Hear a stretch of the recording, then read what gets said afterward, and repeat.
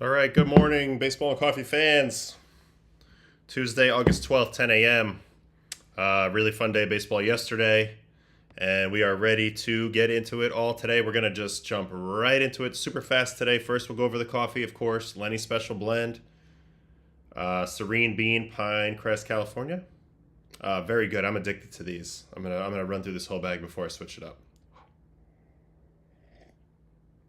But we are off and cooking, and we're just going to head right into the standings because that's a lot of what I want to talk about today.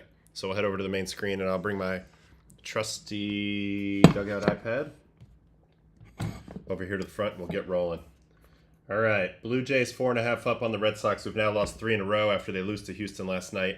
I might dive in a little bit to the Houston game if there's any interest. Houston Red Sox game last night versus Crochet. I thought the Astros had an excellent plan. You're already seeing Correa really embracing third base and his role back with the Astros. Now I'm a little more hesitant to crown the Mariners. But anyway, Blue Jays are 4.5 up on the Red Sox, 6 up on the Yankees, who did win last night. We're going to watch Will Warren today. Tigers 6.5 up on Cleveland. We'll just keep, that's something to be monitored, but not super hard. Houston 1 up on Seattle, as I said. Seattle's red hot. They've won 7 in a row. Houston has now won 2 in a row. That's going to be a fight. Phillies 6 up on the Mets. Mets have lost 7 in a row. They play the Braves today. They get back in it. Phillies been rolling 4 in a row. They had a huge comeback yesterday against the Reds. We're not probably going to watch any of that, maybe if there's demand for it, but the Phillies and Reds were in a crazy game. And Andrew Abbott shoved the whole game. He was in the 8th inning with 2 outs before he started allowing runs. Ends up giving up 3 to make a nice comeback. Of course, Schwarber homers, and the Phillies keep rolling. Brewers are definitely going to cover the damn Brewers. 10-0 in their last 10. This is their second 10-game winning streak of the season. I'll probably repeat this stat, but they are only the second team to have 2 10-game winning streaks since 1969. And I'll talk a little bit more about what their style is and how it's working, and if we can trust them and put them into the top 5 teams that can really win it all. And then this is my lead topic, Dodgers. Hold on. Before I get on the Dodgers, NL Central. So you see down here in 4th place, you got the Cardinals. They're sitting at 2 games over 500, 61 and 59. However, they've played a lot better lately. They're starting to have a little bit of mojo. They won series versus the Dodgers in LA, the Cubs at home. So two very good teams. And then they won the first game yesterday versus the Rockies with a nice little comeback. Looking at their schedule, it is quite soft. And I think that we cannot fully count them out in the wild card race. So we'll check on that in a second. But in the NL West, Dodgers 1 game up on the Padres. Padres are playing much better baseball than the Dodgers right now. And I think they might be coming for them. We're going to watch Darvish pitch. We're going to watch the Padres offense work a little bit. And we're going to try to see what we think there. We'll quickly look at the wild card because I'm curious about that NL spot. Yeah, Cardinals are only 3 back of the Mets in the wild card. So that's a big deal. That's a big deal. Oh, well, now I know why Jared wanted me to go to the Yankee game on Wednesday, Aaron Judge bobblehead night.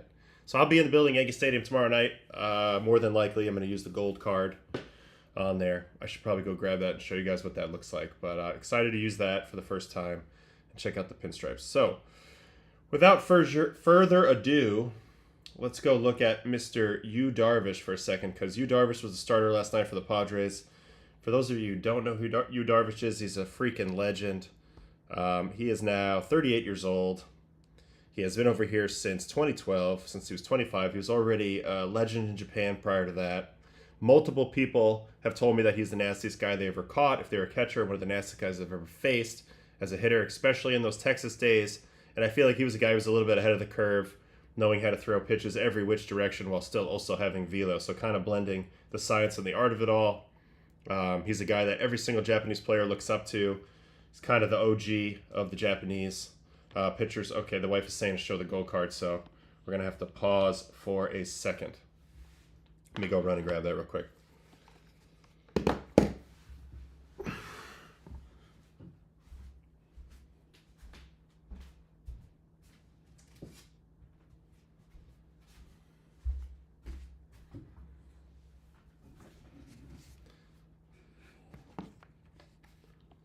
All right, we're back.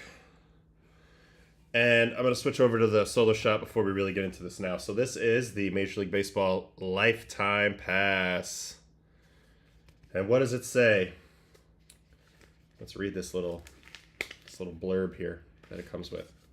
Congratulations on receiving your lifetime gold pass from Major League Baseball. This accomplishment, achieved by great dedication to the game, that's right, I am dedicated, is emblematic of your talent and determination to succeed over a long period of time. It's an exclusive club and a membership to be proud of. You're damn right. The pass itself may be utilized to gain you, if non-transferable, and a guest tickets to Major League Baseball regular season games. It is not intended for exhibition or postseason games, or opening day or capacity crowd games. So you want to check in advance to make sure that there are seats available. Beyond the practical use of the gold card for ballpark access, be reminded of what the gold pass represents: your sustained success in Major League Baseball. So that's nice and that's appreciated. And it has my name right here on the pass. And me and my buddy Jared are going to try to go tomorrow. Yankees Twins. Try to grab the best seats available. Hopefully we get some Legends seats. I don't know. We're going to see, but going to enjoy it. I'm going to make a little video. We'll have fun with it. And I'm super stoked to try this out. Here it is again. You get this at 8 years of service. This was a big moment when this thing showed up in my locker. So excited to get to use that. Okay, back to the main screen as we are talking about the legend Yu Darvish. Yu Darvish, unbelievable in Japan. You know, actually, I wonder if I can find Japanese and minor league stats. Wow, we have that. Well, we're here. So he played on the Nippon Ham Fighters from 18 through 24. Put together ERAs of 3.53, 2.89, 1.82, 1.88, 1.73, and 1.78, and 1.44 in his last year. Just insane numbers. In Japan total, he was 93 and 38 with a 1.99 as a starter. So he came over here, hugely decorated. There was a big bidding war. I, for one, was a little surprised that he ended up being signed by the Texas Rangers, of all people.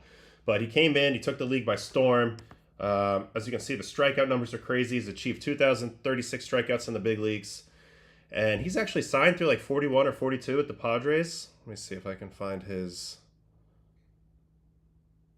salaries. I know they're in here somewhere. Yep, salaries. So yeah, through 41. Getting very well paid as he's in his decline phase. You know, I could have used one of these extensions, one of these trust me, I'll be fine when I'm old extensions.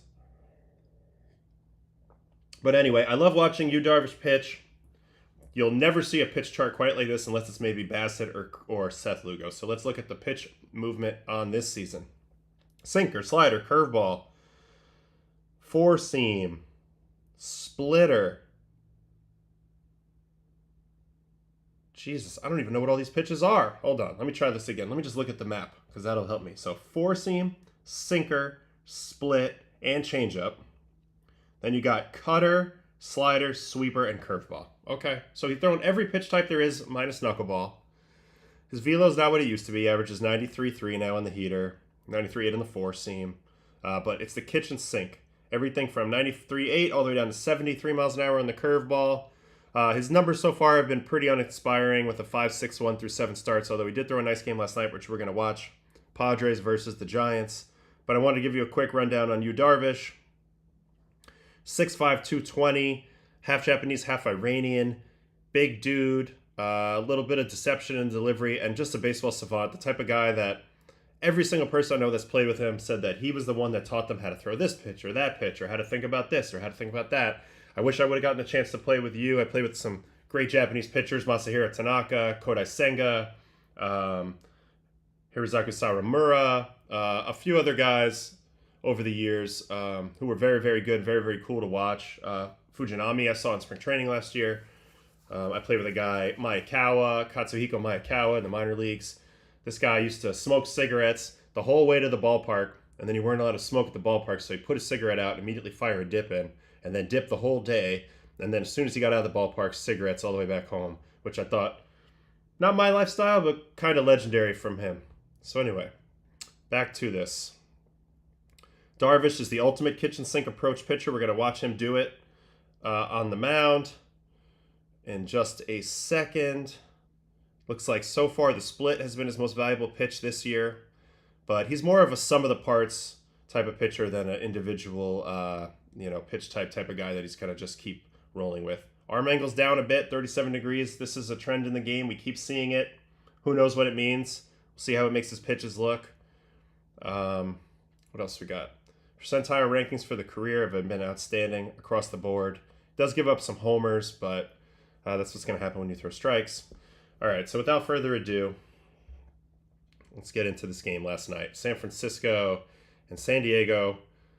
Two teams going in opposite directions. Unfortunately, I really liked what San Francisco did a little bit with the early move for Rafi Devers, but it just hasn't worked yet.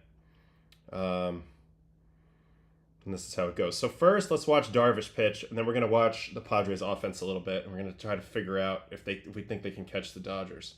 All right, Darvish, let's watch how he gets his outs. It allows him to stay back on that back leg. First out of the game is going to be a sinker in Jam City to Helio Ramos. That's awesome. Will make the play. We get started with a third base view of Darvish's delivery. Nice and easy. He's got the double load. So it's a lift straight up, and then as he goes into his drift, there's a tap and a coil. This is a really nice method that you see some guys use with the double lift. Jorge De La Rosa was a guy with the Rockies who used to do this. So it's the 1 and then 2. Kind of keeps you back, keeps your weight back on the back side, on your back leg, but also your drift is headed forward. So you're harnessing some momentum. And then this leg sweep move, which a lot of guys do with this stiff leg, kind of sweeping it down here. Stays stacked nicely, perfect rotation. Lands in a good spot. Now, it's not a huge shoulder separation anymore. This kind of happens as you age, so this is why the velo's probably down. Like, this stretch across the chest is not as big, but it's a nice, smooth finish, and that's kind of what the delivery looks like. All right, so that's the first out on a sinker in, and he's going to get Rafi on a four-seam. Gets underneath this. Ooh, Rafi wants that pitch back for sure, but he gets under the barrel, and I'm curious to see what he had thrown to get there. Sinker. Four-seam, four-seam, four-seam. So, okay, so first at-bat versus Rafi. Gets him to pop up on a four-seam on an up and away. We'll file that away for later. And Willy Adames' first pitch, sinker. Very nice pitch away. Actually, a very good swing by Willie to kind of scoop that ball out of the down and away quadrant. And really, almost a too easy-looking catch from Tatis down the line. This is a tough pitch to lift in the air. Look at this pitch, how low it is. Willie hits it pretty good. And Tatis, that's a tough, tricky corner. I've been out there many times. A nice play. So that's the first inning. Darvish has a quick one. This was a good matchup. Darvish versus Logan Webb. All right, 9-pitch battle with my guy Dom Smith. Dom Smith, nice two-strike approach. Hitting that slider up the middle. Now watch Dom here. Literally nothing with the lower half. No movement at all with the lower half. This is a two-strike approach. He gets real wide. Man, that's a beautiful job. This is a lost art. This is something that I'd like to see more guys do a better job of. Look at the distance between the legs. He spreads out the base. He does nothing with his legs. His legs just literally just stay in the ground. He stays anchored. Doesn't even take the foot off the ground. That allows him to be quick to the ball, not get beat anything. Now He's decided to, take his power away in this moment, but it doesn't matter because all he's looking to do is put the ball in play and make good swing decisions, which Dom does here and gets the leadoff hit. So, leadoff hit in the second. Matt Chapman.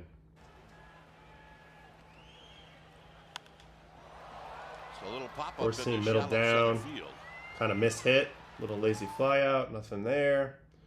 Now Jung-Hoo Lee. So a little Korean versus Japanese grudge match here. Smith goes. Big jump. Backdoor slider, little tapper into no man's land. The magic one-do. So nothing there. Just a little infield hit that kind of sucks. So two guys on, and now Patrick Bailey. He's going to get called out for strikes. Let's see what he gets him on. Four-seam, down. Yep, the four-seam. When you get the four-seam strikeout looking, I've reiterated this several times during this stream over the last few weeks. Odds are it's going to be at the bottom of the zone. That's a splitter away. Here's a curveball. Let's see. Let's see where the earlier four seams were. More up. So yeah, that's just one of those things where Bailey's setting the level that he thinks the ball has to start for him to swing. And for him, I just think that level's like at least at this height or above. This pitch starts low. He thinks it's going to drop low, and instead it sticks and holds, and it's a nice, easy called third strike. So nice job by Darvish to stick him at the knees there. And he's going to get out of the second, getting Christian Costa to pop out with a first pitch sinker. That sinker in first pitch is such an important pitch, right on right for a starter. It's going to keep you economical. It's going to get them to put the ball in play. It's a little bit of a gambit because there's some hits that come from this approach, but it definitely gets a lot of early contact and jam sandwiches. So 57 mile an hour on the jam sandwich there for Cost. So we get to the third, and freshly minted rookie Drew Gilbert, ex-Met prospect. Got him in the Tyler Rogers trade. He floats a leadoff hit into no man's land. That's his first major league hit, so congrats to Drew on that. Good kid, University of Tennessee. I met him in spring training last year, so he's not loving it, but that's his first career hit. Little blooper. And here's Helio Ramos, so second time through. Got him with a sinker the first time. This time it's going to be a 3-1 four-seam, and he gets under it. So sometimes this is the other advantage of throwing sinker and four-seam shape. Guy gets used to the sinker shape. You see he's attacked him with sinkers, 3 sinkers in a row prior to this four-seam. And all those pitches are dropping and moving into him. See, sliding into him. This one's got 2 verts. This is going to be very droppy sinker. See, so he's seeing a ball with heavy drop and run. And then when he gets the four-seam, he ends up slicing under it. Very hittable pitch in a vacuum. But based off the previous pitches, the pitch was very well protected. So good usage of that by you, Darvish, for the first out of the third. And here's Rafi Devers. Looks like he's going to line out. So he got him out the first time with a four-seam. Rafi's an outstanding curveball hitter, off-speed hitter, and does a good job riding this ball out. Only hits it 78, so he doesn't kill it, but he does a good job of riding it out because this is a pitch below the zone. This is a nice curveball, 2 speeds down. Line out. And then the third out of this inning. He goes. He's on the caught stealing.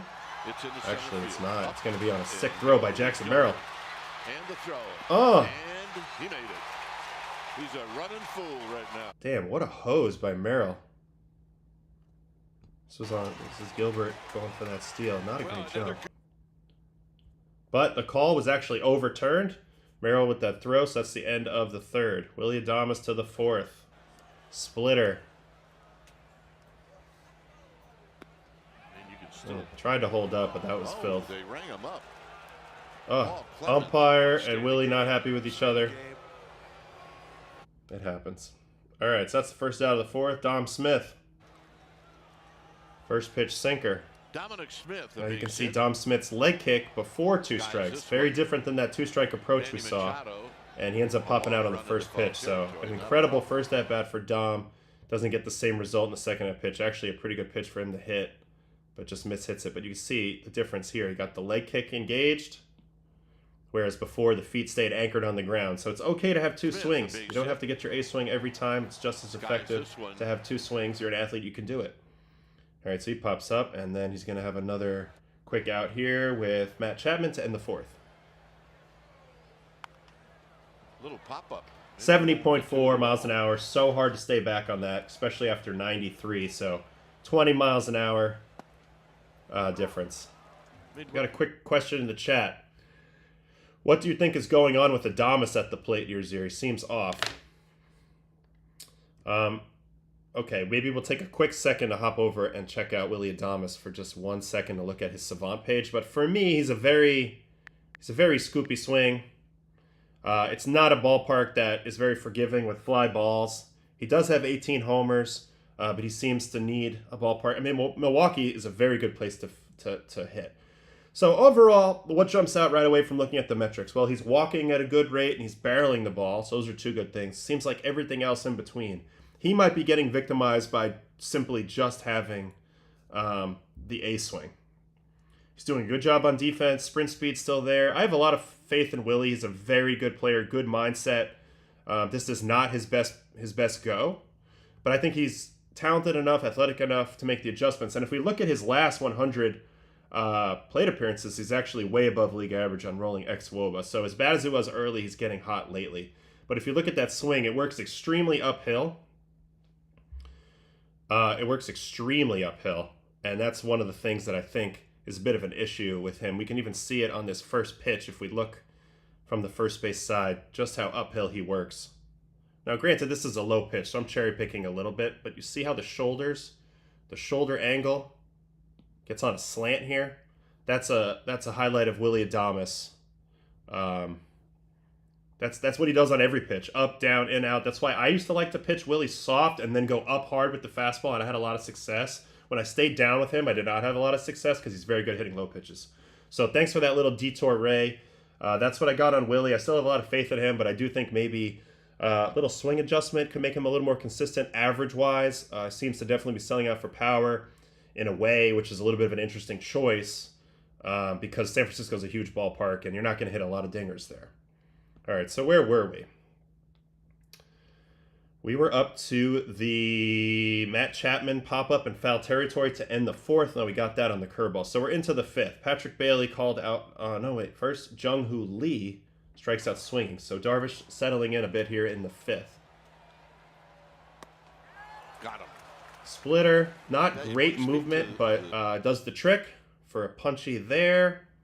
And then Patrick Bailey, this is his second strikeout looking. This one's going to be the sinker. Got him. Patrick Bailey looking for a walk, maybe? This pitch is a strike the whole way. Strike, strike, strike, and strike. So, I don't know. I'm not going to watch that whole at-bat, but Patrick Bailey looks a little bit off at the plate. And then he's going to finish the fifth inning with a punchy of the side.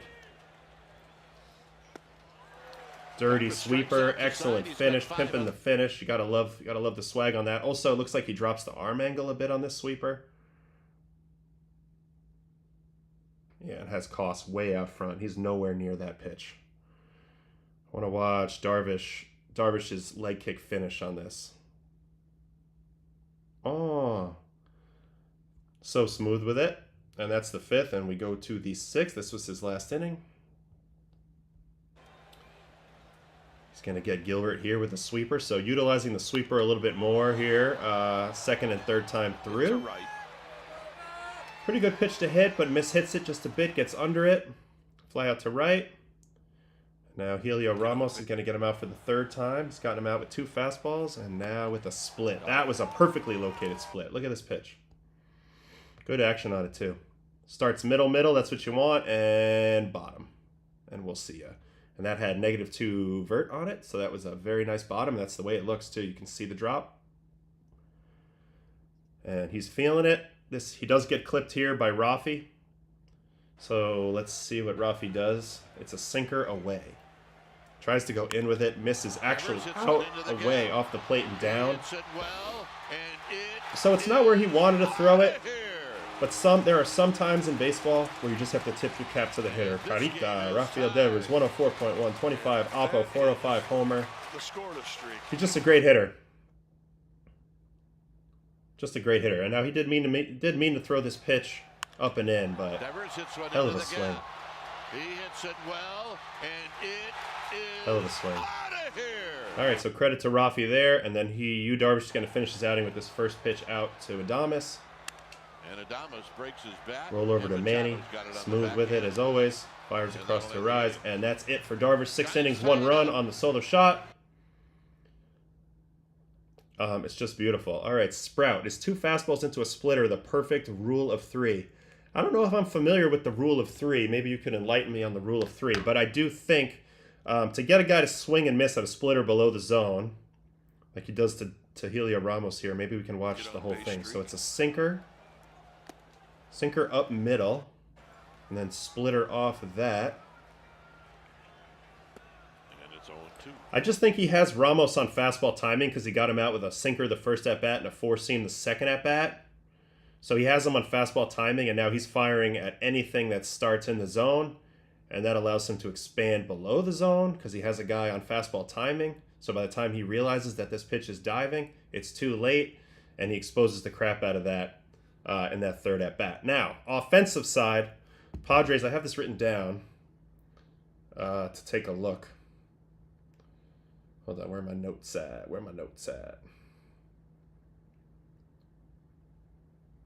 think I have a pretty big rally here for the Padres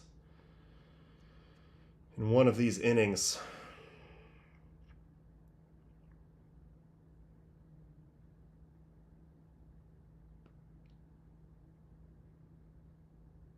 Well, in the 6th inning, they get their first run. There's a Tatis double. So at this point, this was a great pitcher's duel. Logan Webb, one of the Jedis of pitching that we looked at last week. Leadoff double. That's going the other way. That's using the whole field, especially that triples alley in San Fran for Tatis. Little double. Arias ground out, Machado walk, O'Hearn strikeout, and then Jackson Merrill's going to cash him in. I love this Padre lineup. It's got a little bit of everything. It's got superstars, Machado, Merrill, and Tatis. And I'll include Bogarts in that, although he's a little bit kind of past that. But then it also has Arias, contact guys. Arias, Iglesias off the bench. O'Hearn was a nice pickup. Cronenworth is solid. Freddie Fermin was solid. They are a very, very deep team. This was the 7th inning. Gavin Sheets hit a double. This has been a good pickup for them all year. I saw Mike Schilt was praising his ability to not play for a while and still show up and throw out good at-bats out there. I can't stress how difficult that is as a player to not see live pitching and still go out there and throw good at-bats. This was a huge leadoff double in the 2nd. Then Cronenworth is going to hit the devastating changeup from Logan Webb. Stays with it. Knew he had to get the guy over. Does one better than that. Hits it through the hole. Scores the go-ahead run. And then Freddie Fermin, who they got from the Royals, is going to do a number on Logan Webb's outing here with a 2-run homer down the line. Right over the truck out there into the ambulance bay. Right over the wall in left field. And now it's 4-1, and that was the big blow for the Padres. And the Padres are awesome. The Padres now are one back of the Dodgers. They're rolling out just a ridiculous, filthy bullpen. Estrada came in, pitched the 7th. Mason Miller came in and just decimated 3 hitters. Let's watch it. Slider. Yep, see ya. You're on 104. You can't hit that. Drew Gilbert, wow. He's going to get a changeup from Mason Miller. Smell ya. And Helio Ramos, who's had a tough day at the plate. You're going to get 103, my friend. Doors. So Mason Miller's added a new dimension to their pen. They still have Robert Suarez, who went 1-2-3 in the 9th. And they are within 1 game of the Dodgers. If we look at the run differentials, what does that tell us about these two teams? Dodgers are still the better team with plus 82 run differential. Padres plus 38. But I feel like the Padres are coming in strong. If we go over here to leaderboards, expected statistics, we can see how many guys can be trusted on each team. So currently on the Dodgers, from a pitcher standpoint, they have a lot of guys who are throwing the ball well. Dreyer, Stewart, so 2 relievers there. Then Yamamoto, Vesia, Glasnow, Robleski, Kasparius, Banda, Scott, and Kirsch have all been above average. You want to be in the red here in this ex-Woba category. And obviously Sasaki's not getting any reps right now. Knack isn't either. Gonsolin isn't either. And they got rid of Trevino. So they've limited themselves down. Let's look at their hitters.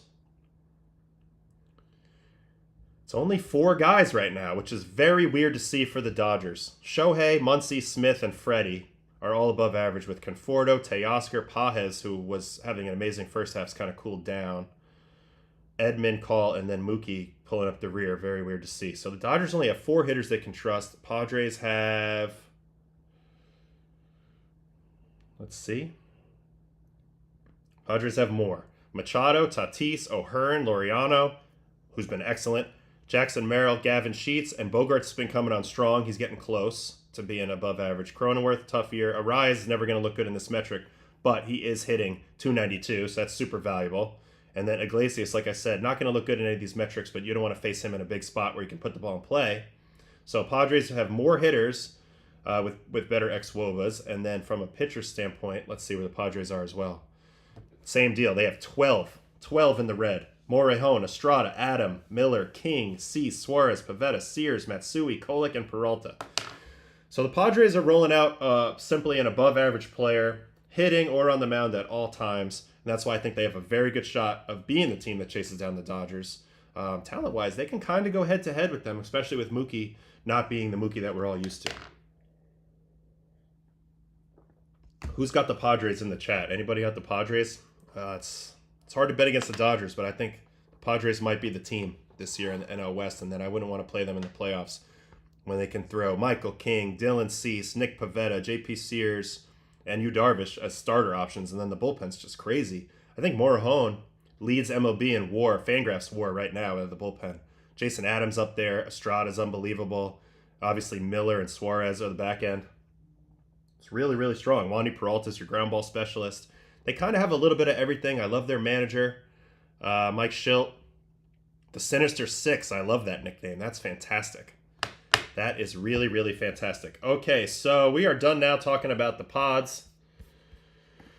That was a pretty long segment, but I think it's time to watch Mr. Will Warren and the Yankees, who have just an incredible record versus the Twins. If whenever something is ailing them, whenever something is ailing the Yankees, you just play the Twins. The Yankees, since 2002, record versus the Twins is an insane 124-44. That's hard to even fathom. Hard to even fathom. But a couple months back, I was at Garrett Cole's house for lunch, and we were chatting about Will Warren a little bit, and just trying to diagnose what he needed to do. Now, on the surface, it looks like Will Warren has just incredible stuff. In fact, I want to go to his Fangraphs Stuff Plus metrics real quick, because we can learn a little bit about how to go about this. Because pitching, again, it's got a lot of science and player development, but it does really, really come out to come down to art at the same time and how you utilize it. So by Stuff Plus, he's got a 106 sinker, so that's above average on sinker, 105 on slider, 111 on curveball. It's got him as a below average four seam barely and a very below average changeup. Overall, it says he's got above average stuff with below average location, and that's kind of what we saw when me and Garrett were talking early in the year. Was he's definitely got the stuff to be good. He's striking so many guys out, but he does have a bit of a contact problem. As you can see, his barrels 28th percentile, hard hit 20th percentile. Also too many walks, so a lot of nibbling. Maybe he struggles a little bit with the command of it. But when watching him last night, one thing that I thought was fascinating, and we can go ahead and jump over really quick to last night's pitch mix from Will Warren, which I thought was fascinating, because he really committed to throwing the heater last night, but not just one heater, two types. So here it is. Here's the pitch breakdown from last night. 28 four-seamers and 27 sinkers. So he's throwing both of the two types of fastballs, which we just showed with Darvish, how that can matter. But that's such a huge strategy in the modern game. Two pitches, similar speed, that move late at the last second. Sweeper, 21 sweepers, 5 curveballs, 4 changeups. Earlier in the year, he was heavy on the changeup. He was much heavier on the sweeper, and he wasn't throwing as much of the two types of fastballs. And as you can see on the year, the sweeper had been the secondary pitch at 22%, but now last night that kind of flipped. The sinker became the secondary pitch. The changeup's been downgraded a little bit, but he's got exceptional movement on his pitches. So let's go ahead and watch Mr. Will Warren versus the Minnesota Twins. And like Jared says, the Twins really are the tonic that soothes the Yankees every time they need to. So let's watch Will Warren do his thing. Byron Buxton is going to get him on a sweeper. Negative 22 on this one. So this is what I mean. I mean, this is a filth sweeper. Yes, it's located middle. But when you have 22 inches on the sweeper, that means that ball's taking a hard left. Hard left. So there's the first punchy of the game. Here's a Cody Clemens. Going to get him with a sinker. Interesting, using both four-seamers and sinkers to both sides of the plate. There was a stretch there where it was almost forbidden to throw a sinker right versus left, but you can see he can get the out there. It also helps when you have a really good shortstop. Yes, I said it. He's a really good shortstop. Anthony Volpe, fielding balls on the run with one hand, making throws looking smooth. Give him credit for that play. Ryan Jeffers, and he's going to catch him with a sinker here. With vicious run on it at 97. So Will Warren's velo's there, and his movement's there. Here's a four-seam fastball punching. You were set up to wave at it, that's for sure. Oh, wow. Down looking, throws in pizza. Keishel, who's a rookie, doesn't even know what just happened. That pitch is middle. I don't know what he thought was going to happen. Was this a sweeper takeaway? He spent a lot of time on the IL. Well, he almost got frozen on that, so that's why he ultimately took the pitch. Pitch came out of a similar window. And it just stuck there, so that's a nice job. All right, Larnach, so he gets on an early strikeout pitch here. He's going to punch Larnach with a fastball. By all the trades that they made. Doors up and away. See ya. Brooks Lee called out on strikes. Fastball, is it going to be down? Because he didn't make a lot of money.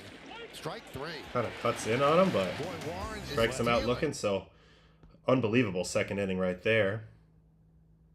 And Royce Lewis, to lead off the third inning, he's going to get the first hit. This is one of the best players in the league. I could see this guy being a Yankee someday, Royce Lewis.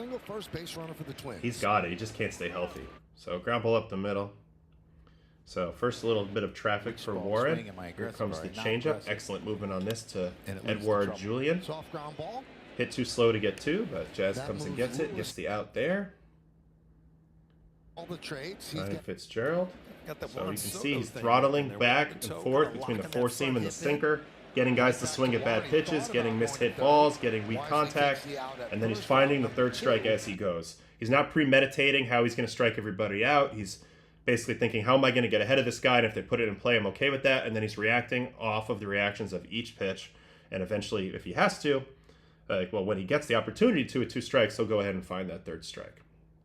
So here he's going to get Buxton for the second time, this time on a sinker away. Swing and a miss, got him. Beautiful pitch, 97. This is a backdoor sinker, looking for the freeze. Buxton kind of initiates his swing late, seeing it coming back, and it's too late for him to do anything with it. So a nice pitch there to a superstar.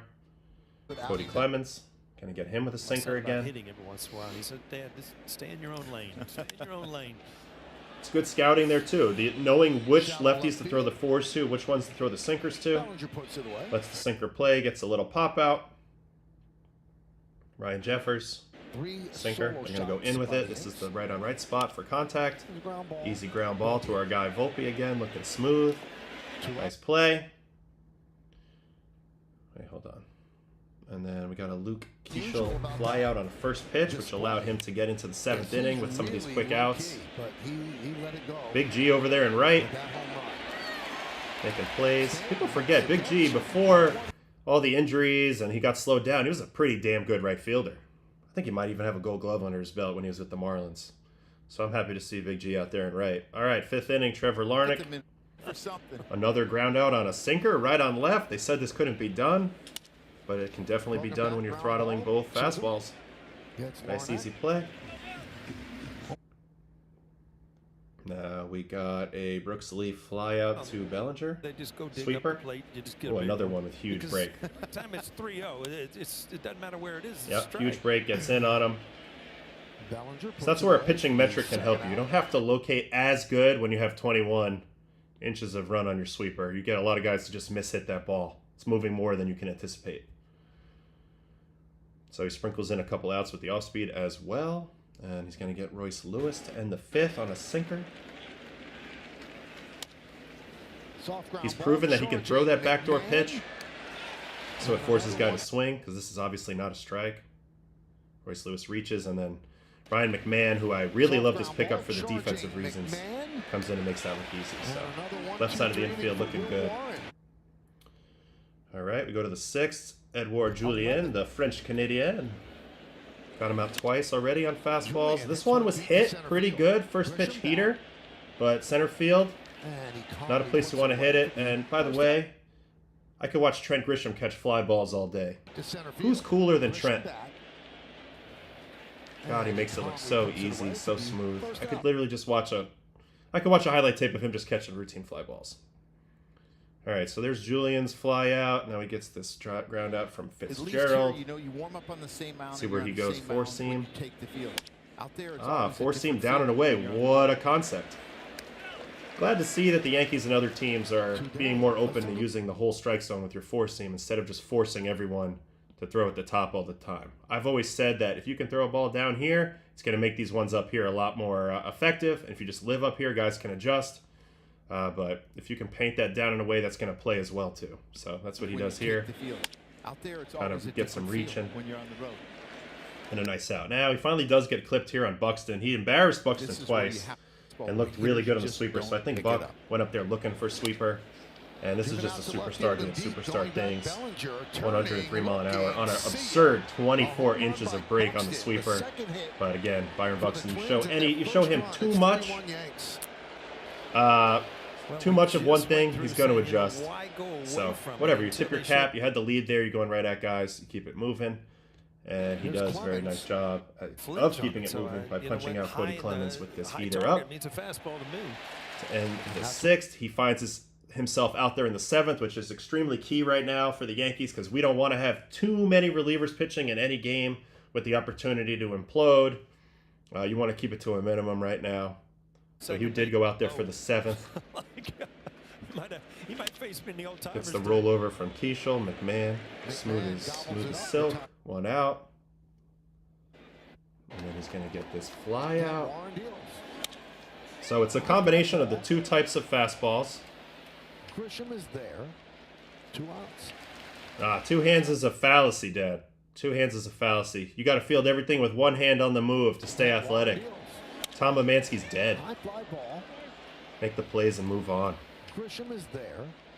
2 outs. Yeah, look at that. Look at Trent. Look how smooth he is. You think he needs 2 hands? Plus, he's got like a 14-inch glove out there. So that thing's like basically a fishing net. All right, so there's the pop out to center. He does get clipped on this Larnach home run, and I was watching this live. This was the situation where he had him 1-2 and made a couple bad pitches trying to throw that perfect last pitch of his outing. Ends up getting clipped on a 3-2 curveball. But given up 2 home runs tonight, and both of them. You know, either way, it was a great outing. Then Weaver came in, did his thing, and Bednar came in and shut it down. He's looking awesome right now as Yankees closer. He's the guy. Yeah, I know Bernie used 2 hands. Bernie is different, but he didn't use 2 hands on every play. I think he just only on the straight up ones. But Bernie Williams is my favorite player all time. But Trent Grisham, I think, is smoother in center. Sorry, that's just facts. All right, so Yankees needed it. They got the tonic they needed. They did some very basic Yankee stuff as well, which is hit a bunch of homers. You hit a bunch of homers and you get a good start out of your starter. It's a pretty good formula. We got a Bellinger dinger there. We got a Ben Rice dinger here. It didn't even look like he got that on the barrel. Smashed. This ball's crushed. 113 and a half. I wouldn't even want to catch that ball in the stands. Heads up out there. And then we got a Jazz homer on a first pitch cutter from Erasmo. Wham. So yeah. And then we had a Big G homer. So 4 homers and a good start. That's kind of the Yankee formula. Byron, if he was... Bing. High fly ball, deep right center. Buxton back on the track at the wall. See ya. A home run for Stan. Oh, we got a quick question about Buxton's last at-bat. All right, he did strike out versus Bednar. So let's watch the at-bat real quick before we move on. Yeah, curveball up, so started above the zone, drops in. So file that away for later. Splitter up above the zone, drops in. So now he's definitely has up heater as a possibility. Splitter down actually was a strike, but dropped. So he's going to throw 4-seam up. Yeah, 4-seam up. He was all set up for this is all that happened. Yeah. 2 pitches that started up and dropped in the zone. Then he sees something up again, feels like he has to protect, but it's a 97.3 mile an hour cheeser. So that's what happened there, Jared. So we'll fill in on that. Yankees win. They're going to need to either win this series or sweep the series to feel like they get their mojo back. Of course, like I said, 144 and 44 or something like that. Yeah, 124 and 44 since 2002, which is just bananas. So that's the Yankees Twins situation. Next thing I want to watch is the Brewers. I'm so sick of this team. I think we have to take them serious. The legend Pat Murphy is their manager now. He's the one who took over for Counsell. But they have the best record in baseball now by a lot. They are 30 games up at 74 and 44. 30 games up. Their second 10-game winning streak of the year. They had a really grindy win yesterday, 3rd inning here versus the versus the Pirates. So Milwaukee and Pittsburgh. Quintana with a nice start for the Brew Crew. Still amazing to me that he had to wait as long as he did and get $4 million from the Brewers when the Mets were so hungry to give Frankie Montas $17 million for 2 years. for 17 million a year for 2 years instead of bringing back a guy like Quintana. When I feel like Quintana's the one that can be trusted the most. He's going to give you a healthy start. I know his stuff metrics are not good, but as was told to me last year about Quintana, by our internal metrics, he shouldn't even be in the big leagues, but yet he's going to start opening day for us. So that tells you what I think the metrics mean. You know, you take them with a grain of salt. Are they important? Do they help you? Yes. Are they everything? Absolutely not. All right, so, Ghost of Bob Euchre, Scott, good comment there. I agree. Let's watch how the Brewers get it done. Now, it starts with this homer by their one-star player, Mr. Christian Yelich, one of my personal nemesis when I played. This guy kind of owned me. I want to actually go check those numbers in a second. So he clips Haney for a homer to get the 2-1 lead, but it all really happens after that. Andrew Vaughn, who's been a revelation since coming over from the White Sox, little chopper up the middle. Nick Gonzalez tries his best, can't make the play. He gets on. And now we play a little Brewer ball. Caleb Durbin with 1 out. Every single day who he is. Or is that a bunt for a hit? Well, ends up being a sack because a hell of a play by IKF, but that moves the runner to second. And now they just need the Brewer specialty, which is a single. Frelick grounds a single. Merry-go-round. Andrew Vaughn coming around. Throw goes to home. Safe. And, of course, Frelick goes to second because this team is excellent on the base paths. And I'll show you what I'm meaning here. Watch Sal Frelick here. Ball's hit. As soon as he sees this throw get airmailed, he doesn't hesitate. There he goes to second. Takes the extra base, gets himself into scoring position, which is important because it keeps the inning going for this Brandon Lockridge single. Last night, and that was part of the rehab and this team will just single you to death. 0-2 count. Doesn't matter. We'll fist you into right. Here comes Frelick. Here comes the throw to the plate. Safe. This time the throw was a little lower to the cutoff man, so good read by the base runner to stay at first. And now we have this at bat with Joey Ortiz. Jammed again, little floater. Just everything they do is coming up roses. We go first to third. We got 2 more guys on. Just can't put this team away. You get ahead of them. They don't strike out. Then Joey Ortiz had a nice had a steal in this inning, which I believe might have actually led to a run here. Let's see what happened here. Hold on. Terang. Everybody pulled. Terang homer to I think there was a big steal in this inning that might have led to a 5th run. Especially after a really tough start. See if we can find it. It's hard sometimes with this. Oh, there he is. So he's running. They go to throw. Obviously, they throw it in the crapper. Brewers find another way to run. So really good job. Really good job of just forcing things on offense, forcing the other team to execute. 2 outs in the inning, 1st and 3rd. They're looking to find a way to get a run here. They go ahead and start the runner to see if the Pirates can handle it. They don't handle it very well. They kind of screw it up, and that leads to another Brewers run. And this is how they do it. They are an opportunistic style offense, and they're a nightmare to face. And I want to read you this quote by Pat Murphy, the legend that manages the Brewers. One of my favorite people to watch do his thing during the game. He's got his pocket pancakes. I don't know if anybody's ever seen that. Just a quirky dude. Used to be the Arizona State head coach back in the day. Just had a baseball dynasty over there before that, Notre Dame. Baseball lifer, really cool guy. So here is the quote. "We have to play up-tempo baseball in all facets. We're not going to sit back and slug. That's not our game. Even though I hear that that's the only way to win in big situations. Whatever. We have to do what we have to do to be who we are." I think that's a great quote. They don't have the horses to sit back and slug. Terang, Collins, not power hitters, although Collins did hit the walk-off homer the other day. Contreras and Yelich and Vaughn, who they just got, are your power guys. But then Durbin, Frelick, Lockridge, Ortiz, Monasterio, Siegler, Perkins, Jansen, all contact hitters. So they're not just going to sit there and try to be who they aren't. They're going to make the adjustments they need to make. They're going to be who they are. And you know what? It's working. Because in today's game, where every pitcher is hunting the strikeouts all the time, what's hard to do? It's hard to strike out a guy who refuses to strike out and has a contact approach. So it kind of flies in the face of what you're trying to do as a pitcher, and it makes them a unique team to face. We have to take them seriously at this point, especially with the pitching they have. They're going to be in the playoffs. It's just a matter of will they be able to mix and match, and will this rally-style offense work in the playoffs, or will they get shut down by a big team, with aces on the mound or something like that. I don't know, but I'm starting to really believe in this Brewers. I think Pat Murphy's done a nice job of pulling out the nobody believes in us card and we're not what everybody wants us to be card, which is great. That's just another important thing to sometimes introduce to the clubhouse vibe that kind of brings the team together. Like nobody's on us the way that they should be, and let's prove them wrong. And when you get in that mode, dangerous things can happen.